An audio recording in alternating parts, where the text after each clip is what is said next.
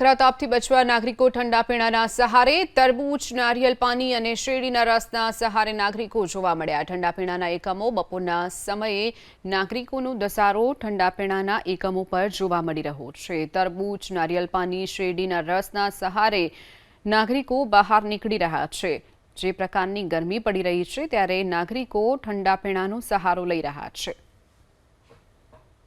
मार्च महीना की शुरुआत में हवामान विभागे अमदावाद सहित राज्य अलग अलग शहरों में येलो अलर्ट आप्યું છે। अमदावाद शहर में आज 38.7 डिग्री गर्मी है। समग्र दिवस दरमियान तापमान पारो 40 डिग्री पर जाए तेवी आशंका है। तेना कारणे जे पाणीदार फ्रूट है तेना वेपारीओने त्यां पण ग्राहकोनो घसारो अत्यारे जोवा मळी रह्यो छे। महत्वनुं छे के अमदावाद सहित समग्र गुजरात में गर्मीनो प्रकोप जून जुलाई महीना सुधी यथावत रहतो होय छे। तेवा संजोगोमां गर्मीथी रक्षण मेळववा माटे अत्यारे जे अमदावादीओ छे ते तरबूच और शेरडीना रस तेनी साथे नारिયેળના परोसे જોવા મળી રહ્યા છે। વેપારીઓની માનીએ તો ભાવમાં હજી સુધી કોઈ વધારો નથી, પણ તેની સાથે જે ડિમાન્ડ છે, જે માંગ છે તેમાં વધારો છે। અને વેપારી અહીંયા આગળ આપણી સાથે છે, તેમની સાથે વાત કરશું કે અત્યારે કેટલા લોકો અહીંયા આગળ આવી રહ્યા છે તરબૂચ અને શેરડીના રસ માટે અને તેની સાથે નાળિયેર પાણી पीवा माटे।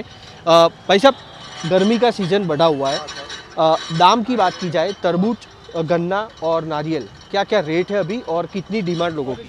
तरबूज 30 रुपये केजी है और गन्ने का जैसे हम लोग को मिलता है 110 में, 210 में कभी कभी आता है, तो उसी हिसाब से हम लोग अपना रेट गिलास का वही रखते हैं, 20, 25 और 20, हाँ वही रहेगा सर। अच्छा, ये पूरी गर्मी में क्या दाम बढ़ने के कोई चांसेस अभी है, क्योंकि डिमांड बढ़ने वाली? कोई चांस नहीं है, यही रेट रहेगा। पहले कितने लोग आते थे दिन में जब गर्मी नहीं होती है तो, और अब किस आते थे करीब लमसम शाम तक, कुछ नहीं तो 1500 आदमी तो आते हैं। हाँ, यहाँ 4 रास्ता है सर, कस्टमर हमेशा आते रहते हैं और इस साल भी आएंगे, कोई दिक्कत नहीं। हम लोग को धंधा हम लोग का बराबर जैसे हर साल होता है उसी साल ही।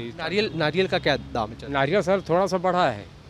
नारियल का रेट अभी हम लोग को 50 में मिलता है, तो 10 रुपया हम लोग मार्जिन रख के अपना 70 में बेच देते हैं, कभी कभी 60 में देना पड़ता है।